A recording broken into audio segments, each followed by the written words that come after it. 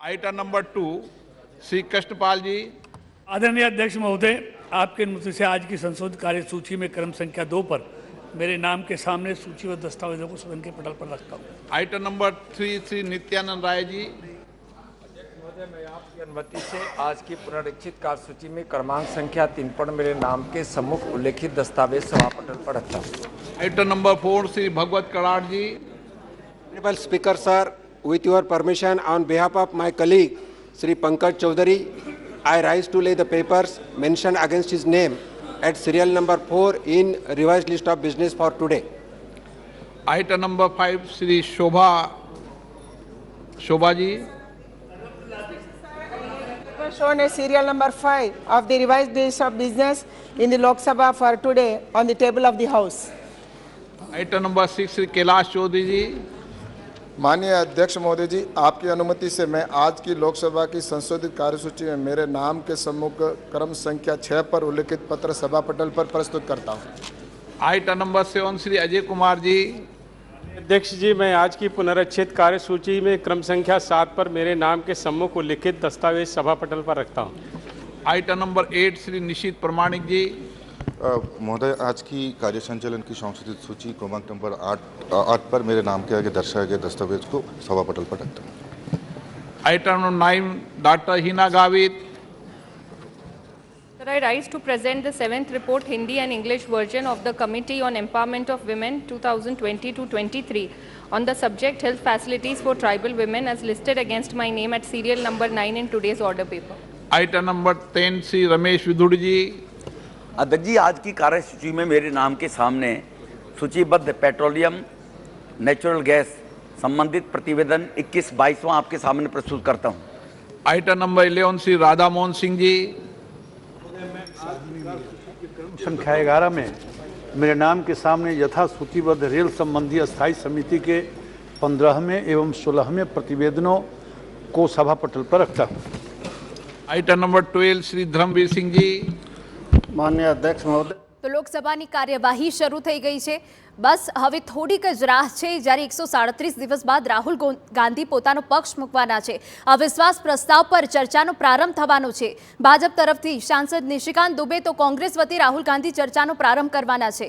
તો તમને જણાવી દઈએ કે સરકાર સાથે 367 સભ્યોનું સમર્થન છે કે જ્યારે સરકારની વિરુદ્ધમાં કુલ 158 સભ્યો જે છે એ સરકારની વિરુદ્ધમાં છે। વિસ્તારથી અમે તમને જણાવી દઈએ કે જ્યાં કોંગ્રેસના 51 સભ્યો છે, CPIના 2 સભ્યો છે, SPના 3 સભ્યો છે, કુલ 158 સભ્યો એવા છે કે જે સરકારની વિરુદ્ધમાં છે અને સરકારની સાથે 367 સભ્યો છે। અવિશ્વાસ પ્રસ્તાવ પર હવે ચર્ચા કરવામાં આવશે। સૌ કોઈની નજર અવિશ્વાસ પ્રસ્તાવ પર હતી ત્યારે મણિપુર હિંસાને લઈને અવિશ્વાસ પ્રસ્તાવ રજૂ કરવામાં આવ્યો હતો અને હવે રાહુલ ગાંધી કે જ્યારે સંસદમાં પોતાનો પક્ષ મૂકશે એ વાતને લઈને છે ત્યારે આજે જે અવિશ્વાસ પ્રસ્તાવ જે છે તેના ઉપર વિશ્વાસ અને અવિશ્વાસની ટક્કર પણ જોવા મળશે। તમને જણાવી દઈએ કે રાહુલ ગાંધી કોંગ્રેસ તરફથી ચર્ચાનો પ્રારંભ કરવાના છે અને એ પહેલા ભાજપની સંસદીય દળની પણ બેઠક મળી હતી। प्रतिवेदन से सहमत है। जो सदस्य इसके पक्ष में हाँ कहें, जो सदस्य विरोध में ना कहें, मेरे विचार में निर्णय हाँ वालों के पक्ष में हुआ। हाँ वालों के पक्ष में प्रतिवेदन स्वीकृत हुआ। महासचिव जी। Sir, I have to report that Rajya Sabha at its sitting held on the 7th August 2023 agreed without any amendment to the Government of National Capital Territory of Delhi Amendment Bill 2023 and the Registration of Births and Deaths Amendment Bill 2023 as passed by Lok Sabha. जिन मान्य सदस्यों को नियम 37 के अधीन मामलों को उठाने की अनुमति प्रदान की गई है, वे अपने मामले अनुमोदित पाठ को व्यक्तिगत रूप से सभा पटल पर रखने का कष्ट करें।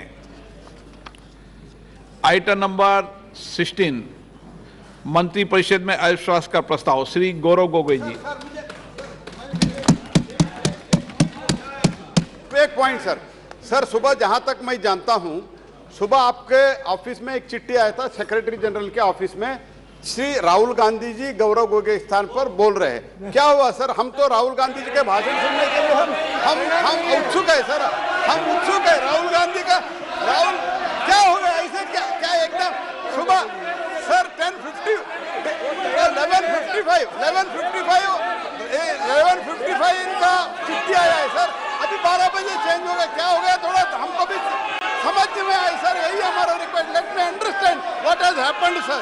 So he just at 11:55 he has given a letter that Mr. Rahul Gandhi is going to speak. What happened in 5 minutes? What is the problem, sir? We are very much enthusiastic to listen Mr. Rahul Gandhi, sir.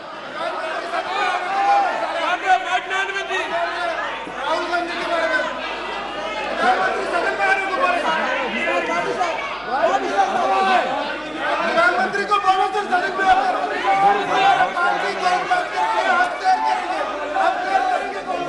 House को order में ले।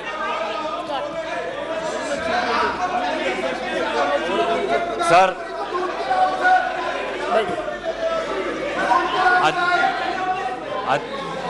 श्री गौरव गोगोई जी। अध्यक्ष महोदय, आपके दफ्तर में अगर क्या हो रहा है, क्या दरखास्त दी गई है, आप खुद ही आप इस सदन के रक्षक हैं, आपके दफ्तर के अंदर क्या बातचीत हुई है? क्या हम बताएं कि प्रधानमंत्री मोदी जी ने आपके दफ्तर के अंदर क्या क्या बातें की हैं? हम नहीं कहते। कोविड के चाहिए माननीय अध्यक्ष जी, बताना चाहिए। बताइए,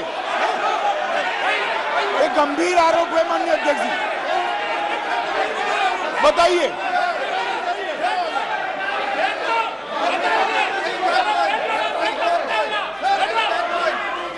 सर, प्रधानमंत्री जी का देंगे आप, प्रधानमंत्री जी का नाम लेते हुए और चेयर का नाम लेते हुए ऐसा अनाप शनाप आरोप नहीं लगा सकते। वो उनको बताना चाहिए। दफ्तर में जो बात हम आपके विश्वास में रखते हैं और आप जो बात हमें कहते हैं उसको भी, उसकी भी विश्वसनीयता हम बचा के रखते हैं। एक मिनट आप सब एक मिनट बैठिए। एक मिनट मैं बैठा हूं ना। माननीय सदस्य, कभी भी कोई भी विषय, ये मेरा चेंबर भी सदन है, आप जानते हैं, वरिष्ठ नेता हैं, कभी भी ऐसी टिप्पणी नहीं करना चाहिए जिसका कोई तथ्य और सत्य ना हो। मेरा कहना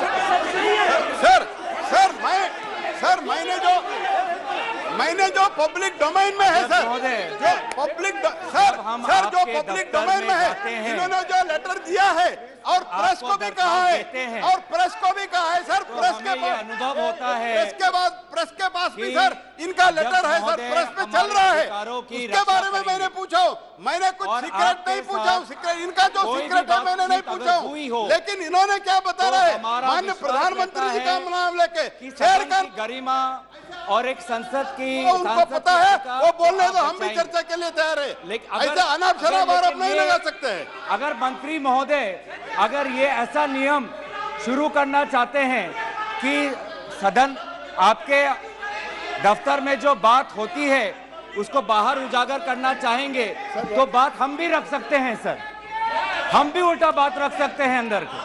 तो इस प्रकार के आप संसदीय मंत्री हैं, आप इस पब्लिक डोमेन में, please understand, it is in the public domain, it is in the media, it is in the social media, what are you talking? हमारे अध्यक्ष महोदय के दफ्तर में जो बातें करते हैं उसको इस प्रकार से आप उसका उल्लंघन मत करिए। आप संसदीय मंत्री हैं, आप तो अपना कर्तव्य याद रखिए। आपका लेटर पब्लिक डोमेन में है, याद रखिए, आप तो अपना कर्तव्य याद रखिए। अध्यक्ष महोदय, अब एक मिनट, महत्वपूर्ण विषय पर चर्चा कर रहे हैं। कोई भी ऐसा, हम इस सदन की गरिमा के अनुसार बोलें, सदन की परंपराओं के अनुसार बोलें। अविश्वास प्रस्ताव एक गंभीर प्रस्ताव है, तो मेरा सभी सदस्यों से आग्रह है कि वह चर्चा को गंभीरता से करें तो उचित रहेगा। गौरव गोगोई जी। अध्यक्ष महोदय, मैं इस प्रस्ताव को आपके समक्ष रखता हूं और आपकी अनुमति की अपेक्षा करता हूं कि मैं अपना वक्तव्य रखूं। अध्यक्ष महोदय, मैं सबसे पहले आपका आभार प्रकट करता हूं कि आपने इंडिया अलायंस के इस अविश्वास प्रस्ताव को आपने स्वीकार किया।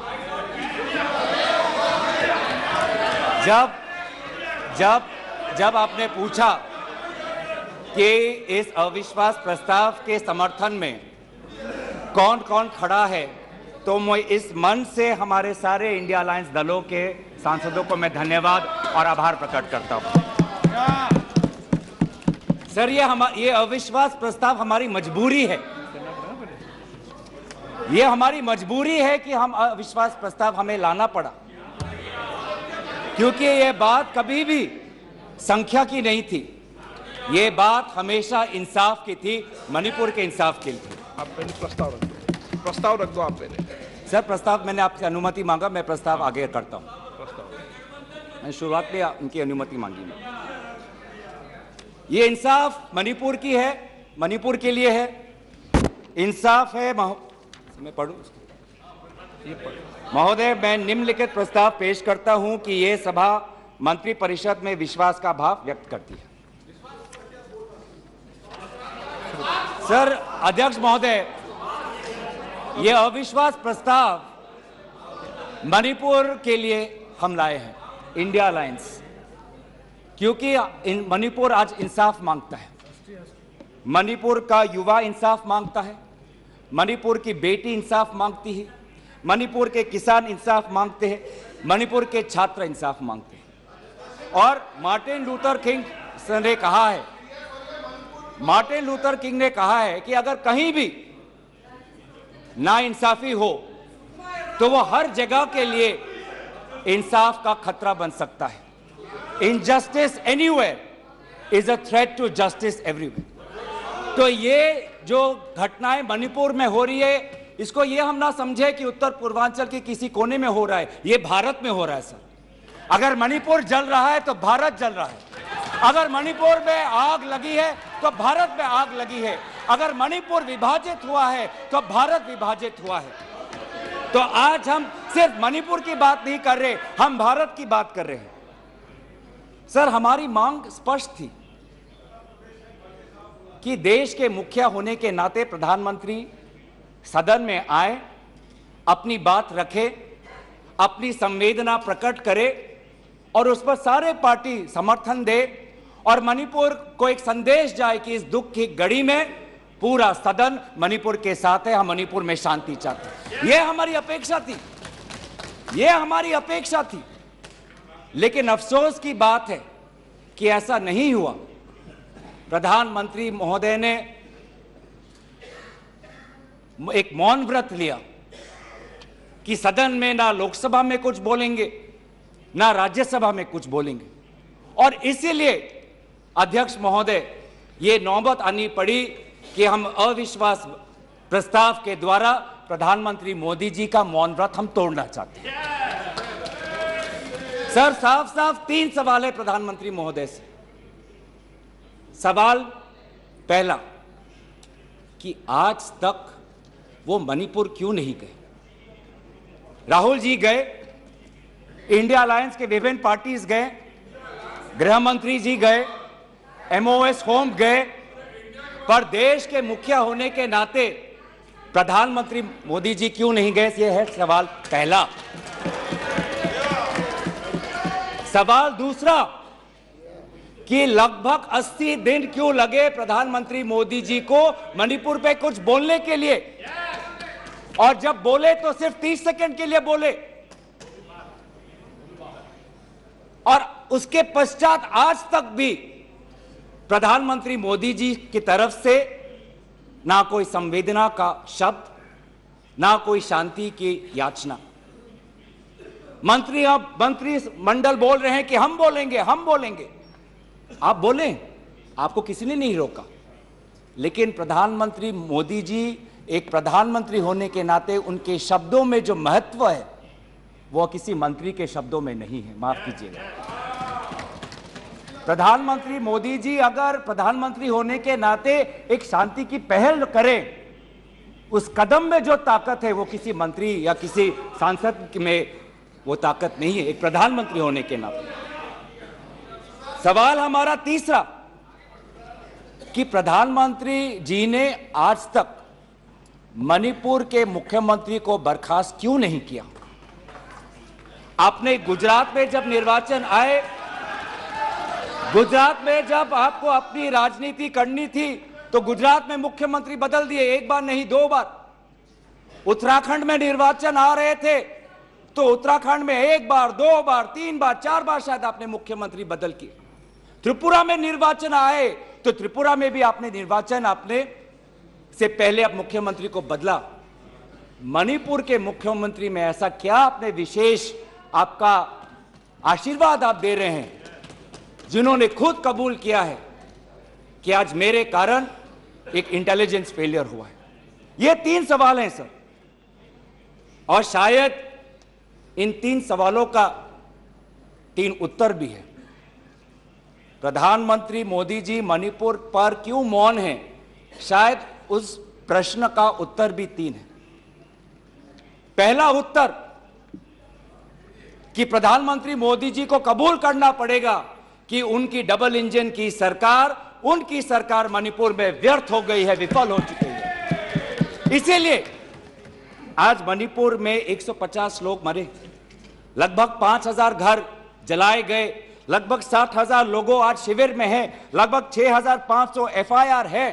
और मुख्यमंत्री, प्रदेश के मुख्यमंत्री होने के नाते जो एक संवाद का वातावरण बनाना चाहिए था, जो एक शांति, अमन और सद्भावना का एक वातावरण जो बनाना चाहिए था, आज उन्होंने सिर्फ मई महीने से नहीं, पिछले 2-3 सालों से ऐसे कुछ भड़काऊ उन्होंने कदम लिए हैं जो आज समाज के बीच में तनाव पैदा हो गया है। आज हम मणिपुर गए हैं, क्या मणिपुर में यह सबसे पहला हिंसा हुआ है? नहीं। क्या उत्तर पूर्वांचल में यह सबसे पहला हिंसा हुआ है? नहीं। इससे पहले भी हुए हैं, मणिपुर में भी हुए हैं। मैं खुद उत्तर पूर्वांचल का हूं, मैं खुद जिम्मेवारी से कहता हूं कि हुए हैं, लेकिन पहली बार, अरे आप में से तो कोई गया भी नहीं, आप क्या जानेंगे? पहले जाओ और फिर हमें परामर्श दो, पहले आप लोग जाओ। सर हम गए और बहुत दुख हुआ कि हमने समाज में 2 वर्गों के बीच ऐसा बंटवारा, समाज के 2 वर्गों के बीच हृदय में इतना आक्रोश, इतना गुस्सा हमने पहले कभी नहीं देखा। हमने पहले कभी भी नहीं देखा कि आज समाज का एक वर्ग दूसरे के प्रति बदले की भाषा का प्रयोग कर रहा है।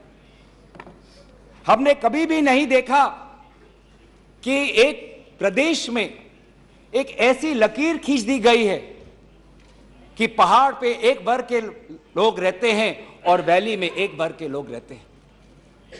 अफसोस की बात है सर कि जो सरकार एक इंडिया की बात करती है, गंभीर पूर्वक मैं ये बात आपके समक्ष सदन में रख रहा हूं कि मणिपुर के मुख्यमंत्री के कार्यालय से जब एक ड्रग माफिया के बड़े नेता को वहां की पुलिस ने पकड़ा तो मुख्यमंत्री के दफ्तर से फोन गया कि उस ड्रग के माफिया को बचाओ, रिहा करो। और वो ड्रग का माफिया कौन था? वो ड्रग का माफिया आप ही की दल के ऑटोनोमस डिस्ट्रिक्ट काउंसिल के चेयरमैन थे, जो वहां पे जब इटोचा सिंह को पकड़ा गया, लोयांग नांगबंग इटोचा, जब इस व्यक्ति को पकड़ा गया तो मुख्यमंत्री के दफ्तर से फोन गया कि इसको रिहा करो। और ये इटोचा कौन है? वहीं के राज्य सरकार के PHE मिनिस्टर सुशील द्रो के भाई हैं। आज ये इन सरकार राज्य में ड्रग्स की बात करते हैं, ड्रग्स के साथ मुख्यमंत्री महोदय के दफ्तर का ताल्लुकात है। ये बात मैं नहीं कर रहा, वो पुलिस अफसर जिनको इनकी राज्य सरकार ने मेडल दिया, वो आज वो बात कर रही है कि ये सरकार ने मुझे मेडल दिया और यही सरकार मुझे ड्रग से जुड़े हुए इनके दल के नेताओं को छोड़ने के लिए कह रही है। उन्होंने अपना मेडल वापस कर दिया राज्य सरकार। पॉपी फार्मिंग की बात करते हैं, आज आपका ही narcotics and affairs of border NAB ये कहता है the scale of poppy plantation in Manipur has spread across 15,400 acres of land in the hills between 2017 and 2023. 2017 में आपकी सरकार आई थी।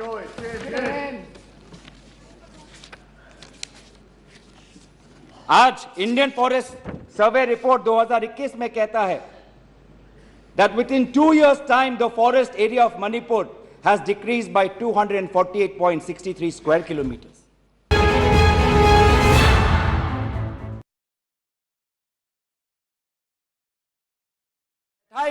उससे साफ साफ साबित होता है कि सुप्रीम कोर्ट ने भी आज केंद्र सरकार और राज्य सरकार के जो काम है उसको स्वीकार नहीं किया है। आज इसीलिए कमेटी बैठाई गई है। मैं पूछना चाहूंगा कि गृह मंत्री आपने एक 51 मेंबर्स का कमेटी बैठाया, कितने बार वो कमेटी बैठी? आप 3 दिन थे, आप वहां पे गए, 51 आपने एक पीस कमेटी बैठाई, अच्छी बात है, लेकिन वो कमेटी आज तक असफल रही। गृह मंत्री ने कहा कि मैं 15 दिन बाद में आऊंगा, पर गृह मंत्री 15 दिन हो गए हैं पर मणिपुर में दिखाई नहीं दिए।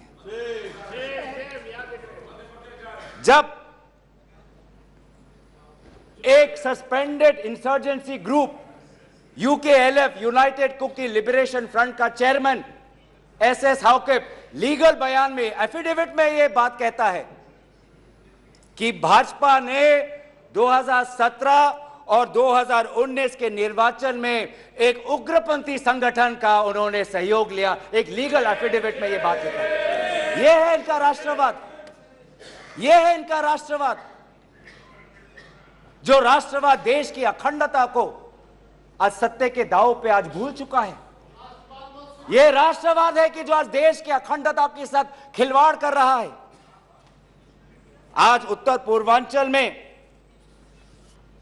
आपके बड़े बड़े जो भी बातें हैं सारे अभी तक नाकाम रहे। एनआरसी की बात करते हैं, आज तक एनआरसी असम में लागू नहीं हुआ। सीएए की बात करते हैं, ऐसा एक माहौल वहां पे हुआ कि पूर्व जापान के प्रधानमंत्री असम नहीं जा पाए। नागा पीस फ्रेमवर्क 8 साल हो गए, अभी तक हमने नहीं देखा कि ये नागा पीस फ्रेमवर्क में हुआ क्या है। गृह मंत्री आज नागा विधायक से अलग से मिलते हैं, मणिपुर के से आए हुए कुकी विधायक से अलग से मिलते हैं। क्यों नहीं आप सबको एक साथ मिलकर बुलाएं और शांति की अपेक्षा करें? ये अलग अलग मीटिंग क्यों? ऐसे उत्तर पूर्वांचल की समस्या नहीं सुलझेगी कि अगर आप समाज, जाति, धर्म के आधार पर बंटवारा करें। आपको साथ में लेना पड़ेगा। पहली बार हम ये देख रहे हैं कि 2 उत्तर पूर्वांचल के राज्य असम और मिजोरम के पुलिस अफसर एक दूसरे पे गोली चला रहे। यह आपकी राष्ट्रीय सुरक्षा की नीति है। इसी बात का उजागर राहुल गांधी जी ने इस सदन में किया था जब उन्होंने आपको चेतावनी दी थी कि आप उत्तर पूर्वांचल के साथ खिलवाड़ कर रहे हो। उत्तर पूर्वांचल हमारे देश का हिस्सा है, इन्होंने कहा था। आज जो तीसरा कारण मैं आना चाहता हूं जिसके कारण प्रधानमंत्री मोदी जी मौन है। पहला, उनकी राज्य सरकार विफल थी। दूसरा, उनका गृह विभाग और राष्ट्रीय सुरक्षा सलाहकार विफल रहे। और तीसरा, प्रधानमंत्री मोदी जी के मौन रहने का कि वो अपनी भूल कबूल करना नहीं चाहते। अगर वो बोले तो कि उनकी चूक हुई है राज्य सरकार से, तो ये भूल वो कभी जनता के सामने कबूल नहीं करना चाहते, मौन रहना पसंद करते हैं। और यह पहली बार नहीं हुआ है, यह पहली बार नहीं हुआ है जब भारत के स्वर्ण पदक लाने वाले कुश्ती के महिला खिलाड़ी जब सड़क पे जब विरोध कर रहे थे तो प्रधानमंत्री मौन थे। जब 750 किसान आंदोलन पे उनकी जीवन गई, बलिदान दिया, शहीद हुए तो प्रधानमंत्री मौन थे। जब 2020 में दिल्ली में रायट्स हुए, दंगे हुए, पर विदेश के एक सरकार के नेता आए थे, उस समय भी प्रधानमंत्री मौन थे। जब अडानी पर इसी सदन में राहुल गांधी जी ने प्रधानमंत्री मोदी जी से सवाल किया कि कितने बार अडानी जी एक विशेष कंपनी को प्रधानमंत्री के साथ जाने पर उनको सुविधा हुआ तो प्रधानमंत्री मोदी जी मौन थे। जब हम बार बार पूछते हैं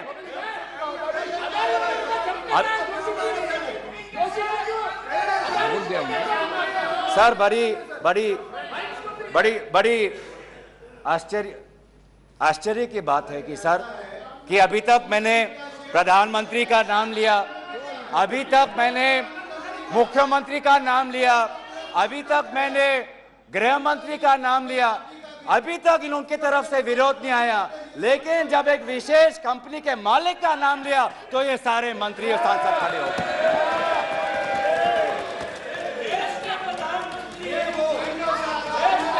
किसकी सरकार है सर? ये किसकी सरकार है? जब चीन पर हमने सवाल किया, चीन पर जब हम चीन पर आप पूछे, मैं चीन पर आता हूं, जब चीन पर हमने सवाल किया कि चीन हमारे सीमा के अंदर कितना आए, कितने किलोमीटर पर है, तो प्रधानमंत्री मोदी जी मौन रहे। प्रधानमंत्री मोदी जी ने G20 के बाली समिट में प्रेसिडेंट शी जिनपिंग के साथ क्या बातचीत की, उनके विदेश मंत्रालय ने इसको छुपाने की कोशिश की, लेकिन जब चीन के विदेश मंत्रालय से बात आई तो भारत सरकार के विदेश मंत्रालय ने खुद कबूल किया कि हाँ, हमने ये बात छुपाई थी कि बहुत संवेदनशील बातें प्रधानमंत्री मोदी जी ने शी जिनपिंग के साथ बाली में किया। हम पूछना चाहते हैं कि क्या बातें की आपने, क्या समझौता हुआ, क्या बताएंगे? विदेश मंत्री ने कुछ दिन पहले हम सबके समक्ष एक स्टेटमेंट रखा, पर उस स्टेटमेंट पर भी बाली में प्रधानमंत्री मोदी जी और प्रेसिडेंट राष्ट्रपति शी जिनपिंग के बीच में क्या बात हुई, इन्होंने उजागर नहीं किया। आप चीन की बात करते हैं, तो प्रधानमंत्री मोदी जी जब जम्मू कश्मीर के पूर्व राज्यपाल ने कहा कि उन्होंने प्रधानमंत्री को फोन किया था, तो पूर्व ये राज्यपाल ने क्या कहा कि उनको चुप रहने का सलाह उनको मिला। प्रधानमंत्री मोदी जी मौन रहे। जब पूर्व एक राज्यपाल ने कहा कि हमने सुरक्षा मांगी थी हमारे पुलवामा के जवानों के लिए, लेकिन हमको कोई सुरक्षा नहीं मिली, जब ऐसा गंभीर बात एक पूर्व राज्यपाल, आपकी ही चुनी हुई राज्यपाल ने रखा, तो प्रधानमंत्री मोदी जी मौन रहे। जब कोविड में सेकेंड वेव में लोग के सांसों में, फाफड़ों में ऑक्सीजन नहीं था, तब प्रधानमंत्री पश्चिम बंगाल में वोट मांग रहे थे। जब मणिपुर में महिलाओं पर अत्याचार हो रहा था, तो प्रधानमंत्री जी कर्नाटक में वोट मांग रहे थे। ये कैसा राष्ट्रवाद है? यह कैसा राष्ट्रवाद है जो देश से ऊपर अपने सत्ता को ज्यादा महत्व देता है? इस देश के इतिहास में हमने दूसरे प्रधानमंत्री भी देखे हैं। हमने ऐसे भी प्रधानमंत्री देखे हैं जिन्होंने उत्तर पूर्वांचल और भारत की संवेदना को समझा।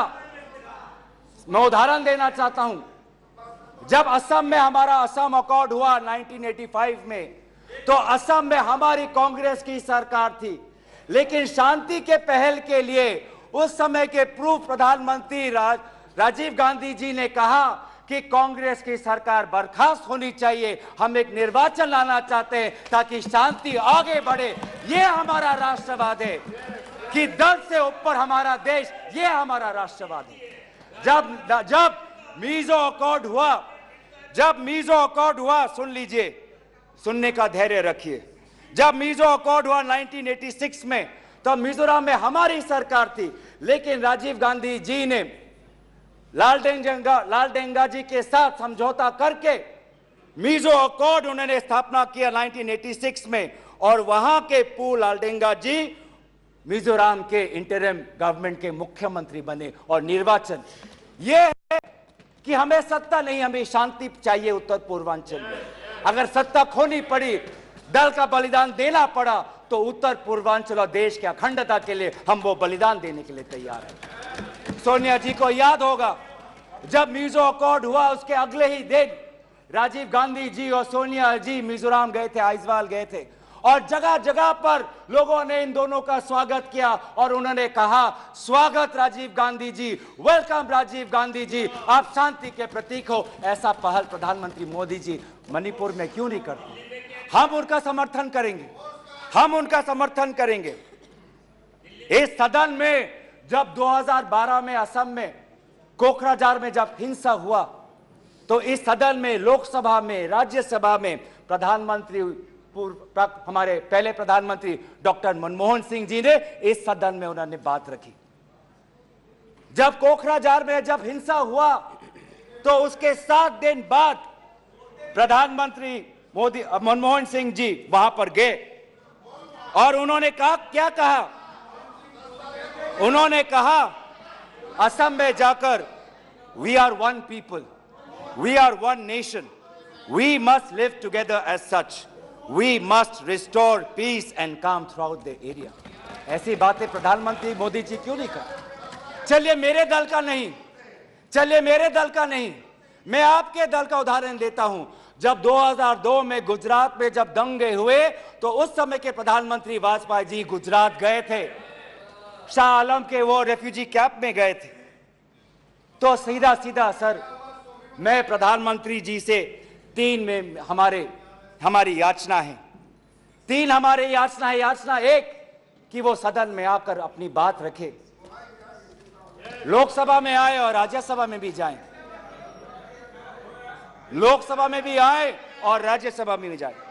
हमारी याचना दूसरा कि वो मणिपुर जाए और पूरे पार्टी को लेके जाए। ये बात हमने सदन के प्रारंभ होने से भी पहले कहा था कि अगर प्रधानमंत्री पूरा मणिपुर को में एक ऑल पार्टी डेलीगेशन लेके जाएंगे तो हम सब उसमें शामिल होंगे। और हमारा तीसरा ये याचना है कि मणिपुर के विभिन्न समाज सेवक संगठनों को बुलाकर एक मीटिंग करिए, शांति का एक पहल रखिए।